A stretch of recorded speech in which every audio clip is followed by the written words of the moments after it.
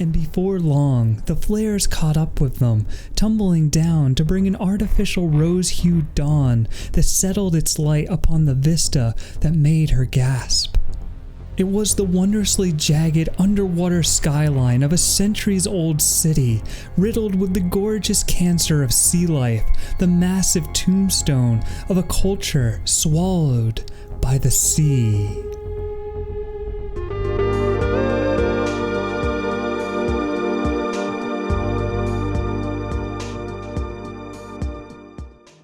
Hello and welcome to the Atoll, your home for Waterworld fandom. Today's video will uncover everything we know about the underwater city in Waterworld. First, we'll take a look at the film's production of the scene and the, at the time, state-of-the-art special effects that were employed. And in the later part of the video, we'll take a look at how the underwater city fits into the expanded lore of Waterworld. But first, where does this iconic scene fit into the film as a whole? After the mariner Helen and Enola escape the smokers at the Barter outpost, the mariner finally decides to reveal to Helen the truth about dry land. He prepares the diving bell and tells Helen to get in. Leaving Enola at the surface on the deck of the trimaran, they began to descend into the dark depths of the endless ocean. The mariner deploys underwater flares that illuminate the surrounding abyss, and from out of the darkness emerges the unthinkable. Giant buildings from the ancient days of dry land, heavily decayed by the ravages of the sea and teeming with sea life that now call it home.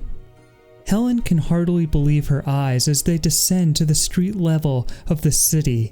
Upon reaching the ocean floor, the mariner grabs a handful of soil, showing Helen where he had found his precious pure dirt that he had traded back at the atoll. Continuing on through the sunken metropolis, Helen and the mariner encounter a crashed nuclear sub and then leave the city center and find a ski area with a crumbling chairlift ascending the submerged mountain. The mariner and Helen ascend back to the surface and board the trimaran. Helen turns to the mariner and says, "I didn't know. All this time, I didn't know." Now that we have refamiliarized ourselves with the scene, let's go back to the very beginning and take a look at how this iconic sequence was created with the combined efforts of multiple special effects teams over the course of an entire year. It begins in Hawaii with the cast and crew and a man with a knack for underwater cinematography. Peter Romano was, and still is, Hollywood's premier underwater filming expert. Romano began his lifelong career in the US Navy, where he was accepted into the photo school program.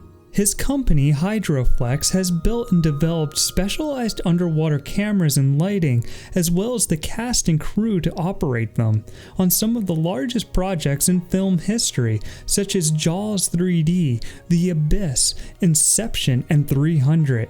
And when it came to filming Waterworld, Romano not only brought his expertise, but also the equipment needed to face the unique challenges presented by the film's production. The initial shots of the mariner and Helen starting their descent, but still near the surface of the ocean, were actually captured on set in Hawaii during principal production. In 40-foot deep water, the film crew constructed a 30-foot high sunken scaffolding on the bottom of the ocean so that the underwater film crew could set up their equipment and stage their shots. The sunken scaffolding was implemented after a failed attempt to build a platform off of one of the production boats. Costner and Tripplehorn wore hidden weights that allowed them to float effortlessly about 10 feet under the surface of the water, preventing them from fighting against their own natural buoyancy. And in other instances, they also used feet straps to hold themselves stable while in the underwater environment. The diving bell itself was constructed by Peter Chesney and his company Imagine Engineering. 8-inch strips of vinyl were glued over firmly sewed seams. A basket of lead was placed beneath the rig to pull the air bubble downwards with the assistance of a winch system. A bench in the diving bell allowed for Tripplehorn to sit waist level out of the water. To maintain the diving bell's shape under pressure, Chesney rigged an air feed system through the mooring line that continuously pumped air into the dome. Otherwise, the diving bell only had about 15 minutes of breathable air in it. After shooting the establishing shots of the Mariner and Helen departing from the surface of the water, it was planned that the rest of the underwater scene would be meticulously thought out special effects shots supervised by master VFX artist Michel McAllister and his company McAlifx Group. McAllister and Romano both agreed that a giant water tank was needed to pull off the complicated underwater blue screen photography.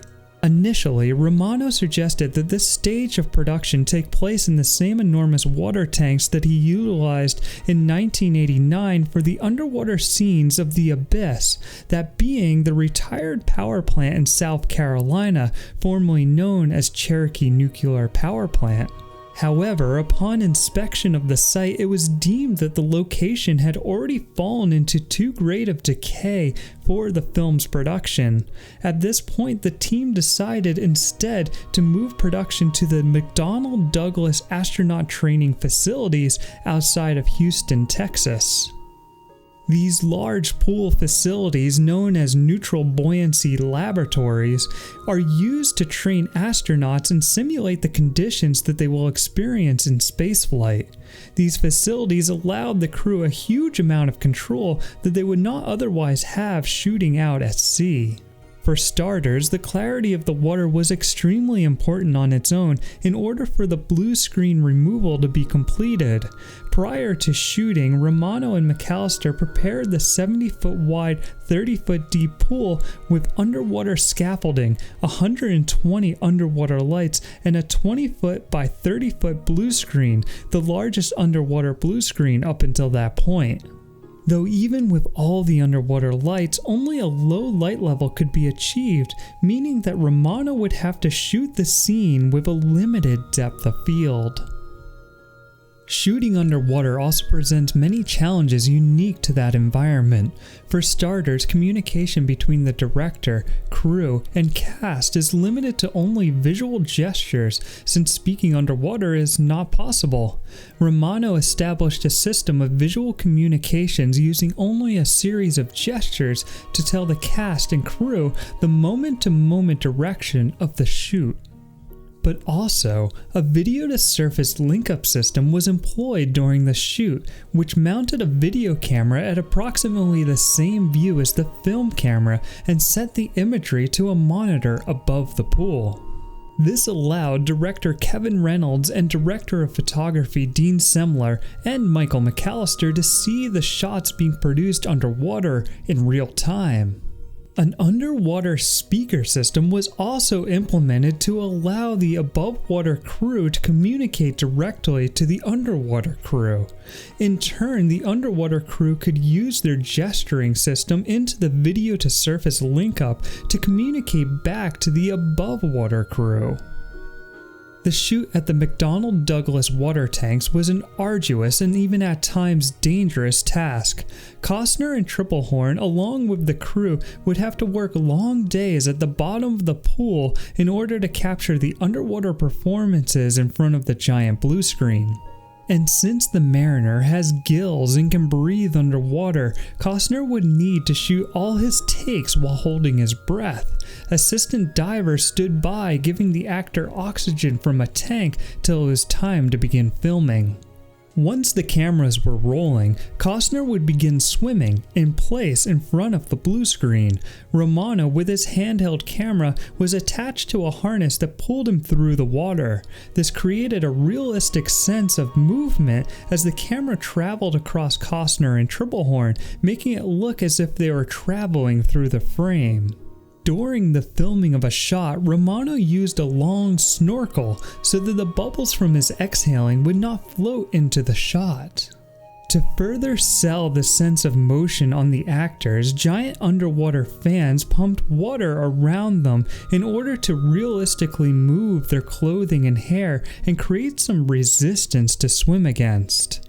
Unfortunately, this current, combined with the extra chlorine in the pool due to an unexpected algae bloom before shooting, agitated Costner's eyes, making it extra difficult to perform underwater. It was important to preserve the clarity of the water, even in the scene where the mariner shows Helen his source of pure dirt, the seabed floor, by picking up a handful and letting it fall in front of her eyes. Since actual dirt would spoil the clarity of the water, a sand and vermiculite clay-like mixture was used to prevent the muddying up of the water. The underwater shoot at the McDonnell-Douglas tanks lasted a long 6 days, with the crew spending up to 10 hours in the tank per day. Costner took a break every hour to rest and flush out his eyes. Romano remarked afterwards that this was the most difficult shoot he had ever done. Now you may be interested to hear that the backplates for these composite shots, the beautiful miniatures of the cityscape, went into production months before the filming at the McDonnell-Douglas tanks. In fact, prior to creating the on-film miniatures, cardboard mock-ups were created to previs the storyboards on videotape by Mark Stetson and his team at Stetson Visuals. These previs shots were sent to Hawaii, where they were reviewed by the first unit photography crew. They sent back notes, and this process continued until the sequence was closely refined and Stetson Visuals was ready to create the actual 24-scale skyscrapers. For those of you who are longtime Waterworld fans, it will be no surprise to hear that the underwater city of Waterworld is in fact based on an actual city, that being Denver, Colorado. According to the filmmakers, the Mile High City was chosen as the location for the underwater city because it would give easy access for the mariner to explore given its high elevation, which would result in a relatively shallower water after the Great Deluge. The most recognizable landmark to identify the city as Denver in the movie is the sloped top of the Northeast Bank building in the establishing shot. Though it should be noted that the visible donut shop in the scene is actually based on Randy's Donuts, a shop around the corner from Stetson Visuals in Englewood, California. The actual text on the donut reads Mike's Fish House, in homage to Michel McAllister. The script called for the city to be approximately 400 feet under the surface, but since Denver's highest building stretches 300 feet in the air, it was clear that some creative liberties would need to be taken. For instance, the lighting in 400 feet deep water would be pitch black, but the filmmakers chose to give the scene a brighter, more tropical coral reef setting. They felt it was necessary to take creative license of the lighting in order to best tell the story. The bulk of the miniature city was comprised of 8 modular buildings. These 1/28th scale buildings were rearranged and reused to create the illusion of being a much bigger metropolis from shot to shot. 1/12 scale models were also built with greater detail to pass closer to the camera to create a foreground element in certain shots. For the model builders at Stetson Visuals, the sunken city of Waterworld was quite a departure from their typical miniature buildings. Rather than creating skyscrapers, they were creating the skeletons of skyscrapers. For each building, they started with a central aluminum frame, then built out from it with plastic I-beams and girders. After studying underwater shipwrecks like the Titanic to determine the look of long-term underwater corrosion, model builders used drywall compound and flocking guns, the same used to decorate Christmas trees, to add texture and build up the rust and marine growth on the buildings. The modeling team even put small details into the buildings, including things like miniature furniture, refrigerators, wall studs, and plumbing. These small details, even on a subliminal level, help to create the world and sell the special effect. The miniature buildings were arranged on a 60-foot by 80-foot soundstage and given enough space in between to accommodate for the motion-controlled cameras that would operate among them. Like the motion-controlled cameras pioneered in Star Wars, the environment of the underwater scene was meticulously captured with computer-controlled camera rigs that moved among the miniature world. The result was a smooth, weightless camera movement through the otherworldly surroundings. The miniatures were painted with day-glow paint in primary colors to all look blue and monochromatic. They then shot the miniatures dry for wet, meaning that they sealed up the soundstage and filled it with smoke to add atmospheric depth to the scene. Since they were using motion-controlled cameras to film the miniatures, multiple passes of the city could be captured with varying levels of atmosphere, then composited on top of each other to create the perfect level of simulated atmospheric degradation on the models. As the Mariner and Helen pass through the ruined city, they happen upon the most unusual sight. A nuclear sub crashed in the streets between skyscrapers. The Derelict Submarine was a strong image first conjured up in early concept art by Steve Burg in pre-production. The sub used in the film was actually a pre-existing model that was rented for the shooting of the scene. The model was aged and damaged by applying rubber latex, which could be removed after the production had concluded. Now here comes a very interesting fact that I learned during the researching of this video.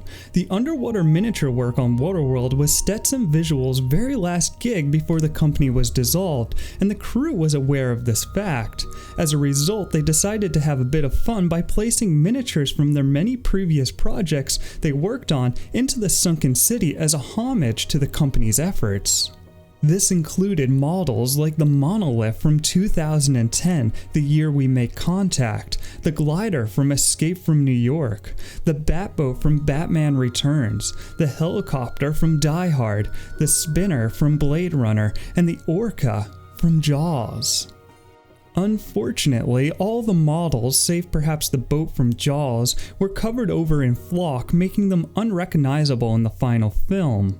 But this does pose an interesting question. Do 2010, Escape from New York, Batman, Die Hard, Blade Runner, Jaws, and Waterworld all exist in a shared cinematic universe? Apart from the sunken city, director Kevin Reynolds also wanted to have the Mariner and Helen swim by a ski slope and mount an observatory. While the observatory never made it into the film, the ski area, complete with a ski lift, was featured in one shot. The mountain was created with rigid urethane foam and plywood, then decorated with flocked twigs for tree-like texturing. The ski lift used 20 chairs in descending size to create a forced perspective looking up at the mountain. Though I need to make a note here, currently the closest ski area outside of downtown Denver is nearly 60 miles away. This begs the question, how long were the Mariner and Helen actually underwater for? Regardless, now that the production team had both the foreground shots of the movie stars and the background plates of the sunken city, it was up to the visual artists at Cinesite to stitch the two elements together into a single shared world. They did this with many subtle early digital effects. For starters, the team was tasked with the removal of safety wires and unwanted bubbles in front of the actors. Cinesite also stabilized the handheld footage from Romano, but also added small imperfections to the ultra-stabilized footage from the motion-controlled cameras used on the miniature city. They chose to use an extreme depth of field for the final composite, meaning that everything in frame would be in focus. While some of the Mariner's flares are actual high-intensity bulbs on the city models, most of the glowing flares in the scene and the bubbles trailing from them were CG elements. Digital bubbles were also added, flowing off the top of the diving bell, and in some shots the guiding rope bringing the diving bell down to the ocean floor was also a CGI addition.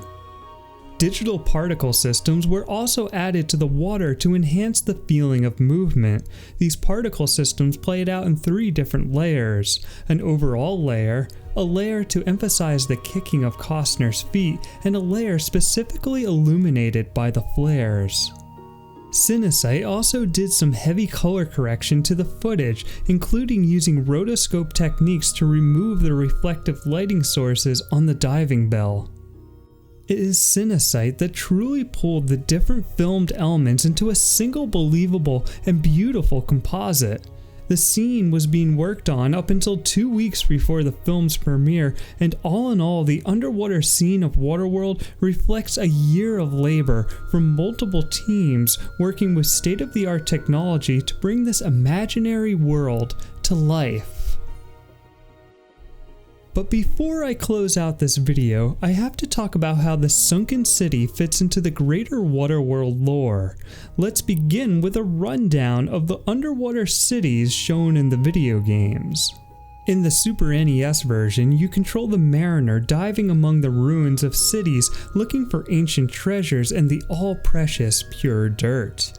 The same is true for the unreleased Sega Genesis game, yet it appears you're traversing through coral reef with the images of skyscrapers in the distance.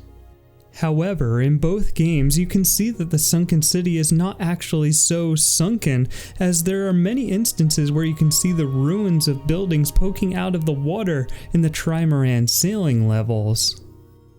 The Gameboy version also has specific sections where the mariner explores underwater cities, all which land towards the beginning of the game before the arrival at the Atoll. Unlike the SNES and Genesis versions, these sections in the Gameboy version also have underwater caverns to explore where the mariner pops out of the water and can swing from ancient streetlights and jump off abandoned cars. But before we leave the sunken cities of the video games, I have to shout out the unreleased 3DO on-rail shooter game, which from the game's video demo, we can see this beautifully rendered underwater city in one of the game's potential levels. As for another Waterworld game which we can see the sunken city, we only have to look to the Waterworld board game from Milton Bradley. The game board plays out as the endless ocean of Waterworld and shows off some underwater sights like the swarming whale fins as well as some sunken city blocks. And if you look closely, you can spot Denver's Norwest Bank building and the Derelict Submarine, and there's also another mysterious unknown sunken ship among the city's submerged streets. Also, I can't forget to mention the Waterworld Pinball game, which indeed has some towering subaquatic buildings at the bottom of the play area, and whose windows light up to indicate certain achievements and bonuses, which can result in even more bonuses like the sinking of the D's. Moving on from the games to some of Waterworld's printed material, we do see an underwater city in the Children of the Leviathan comic book series, but not that of Denver, Colorado. Rather, the city appears to be the capital of the United States of America, Washington, D.C., with such recognizable sites as the White House and the Lincoln Memorial.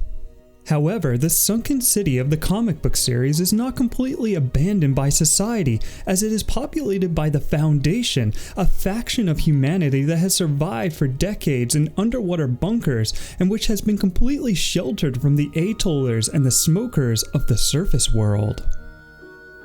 Finally, we make it to the novelization of Waterworld. In the novel, we obviously get a detailed account of the mariner and Helen's dive, part of which I read in the cold open for this video, but which also describes an abandoned storefront of a Nordstrom department store, and also depicts the streets being strewn with coffins, swaying in the underwater current. The novel also gives some tantalizing clues about the mariner's greater quest in exploring the underwater domain of the destroyed ancients. You see, after the dive, it is revealed that the mariner has been mapping out every city he has encountered in his travels, citing Denver as the location of the city he showed Helen. The novel specifically names other cities like Seattle, Rio, and Flint, which the mariner has diligently marked out on his handcrafted chart.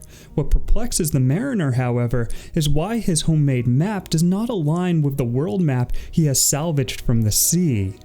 But this mystery and its discovery will have to be explored in its own video on the riddles of Enola's tattoo. Well, there you have it. That's everything we know about the underwater city of Waterworld, an amazing visual effects sequence that took the talents of many professionals in order to collaborate and create this fantastically imagined futurescape underneath the surface of Waterworld. I would like to shout out friend of the channel, Cedric Sposio, for sharing the footage of the McDonnell-Douglas shoot with me, which first premiered as a state-of-the-art special on NBC's Dateline, which till now was lost media. Thank you, Cedric, for this amazing find. And thank you to all that have subscribed and supported the Atoll. If you have not subscribed, please consider doing so if you enjoyed the content. This channel is small and it means so much to me every time I see a new subscriber. Trust me, your subscription does not go unnoticed. So, with that, thanks, as always, for joining me at the Atoll.